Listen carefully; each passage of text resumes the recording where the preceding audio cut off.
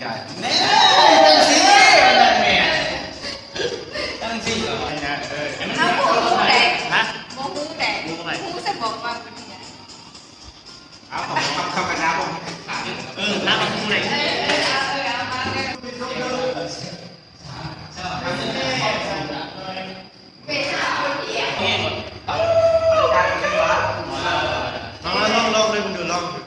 เลยมึงดูเดี๋ยวก่อนลองกันนะมันก็เด็กได้ว่าเราพอมันตัวละครข้างนอกไป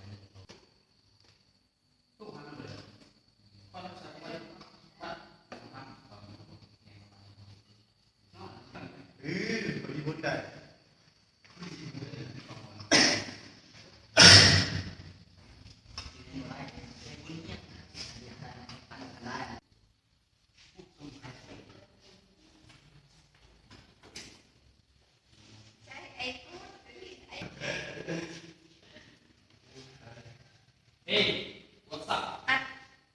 เอาไว้แต่ละคนได้ยินไหมไม่เอาสปอร์ตป้าก็ทำเองเอามือบอกไหมรู้สึกโผล่ดังของหมอแก้วพอต้องให้ขับรถไปก่อนไปเลยเดี๋ยวกูตุ่นแต่ไม่สวยมาเอามันก็สุไปไกลกันมันก็มานี่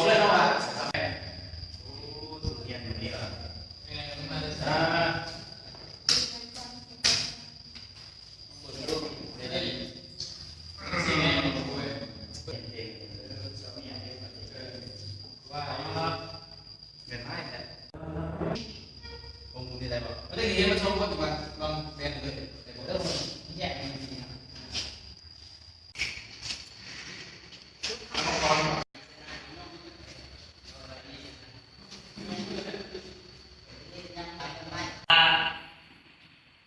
คือว่านี่เป็นตัวใหม่นักศึกษาทุกคนนี่แต่ต่างกันยังมีแบบคือว่าอาจารย์เนี่ยหรือว่าเป็นครูประจำเสียงอ่อนออกไม้ตามออกเนาะเก็บเงินน้ำหมูออกคืออุปกรณ์สิ่งทุกอย่างแต่ว่าโฟร์จูเนอร์นี่แหละอันนี้จะว่าวันนี้กับพ่อสนิทกันเนาะเมื่อหนาถึงมากขอบคุณเยี่ยมไหม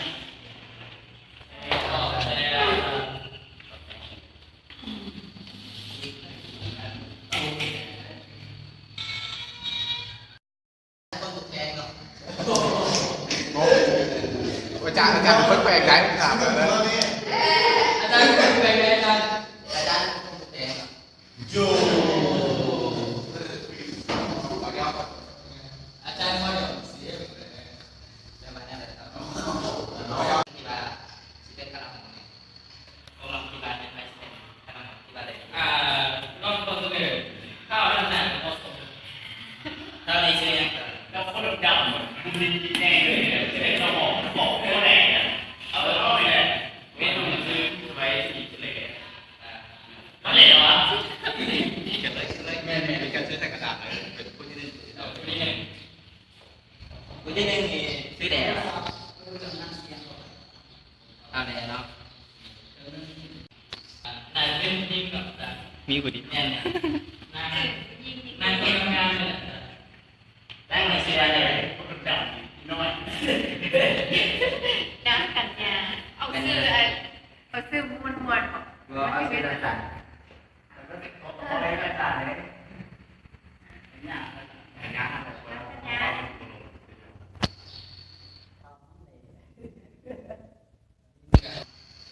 ตาเนี่ยมึงก็ว่าเมื่อกี้หลังโต๊ะต้มพ่อจะได้ยินดีแล้วกันก็อยู่ยินดีมาดีท่านมาขอวันนี้ที่นึงได้หรอไม่มีก็ทำไม่แ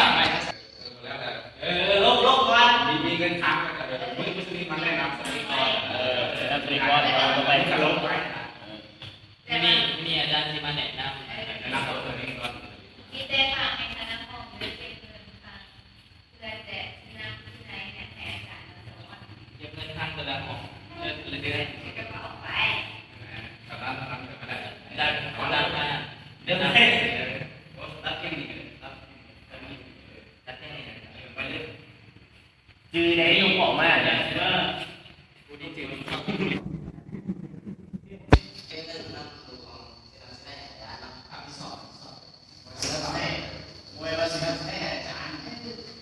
ไม่ได้กับสัตว์ที่เราเอาตัวเราไปสุดยาวไปสุดเลยนี่สัตว์ที่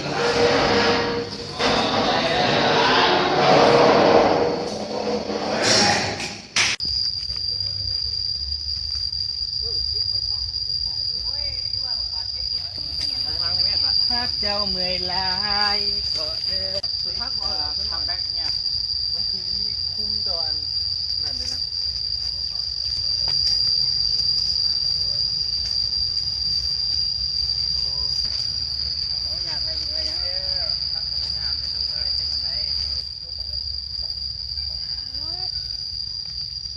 จีนพักอะไรเว้ยเอาใหม่มานั่งจีนพักหรือกันเลยอ่ะ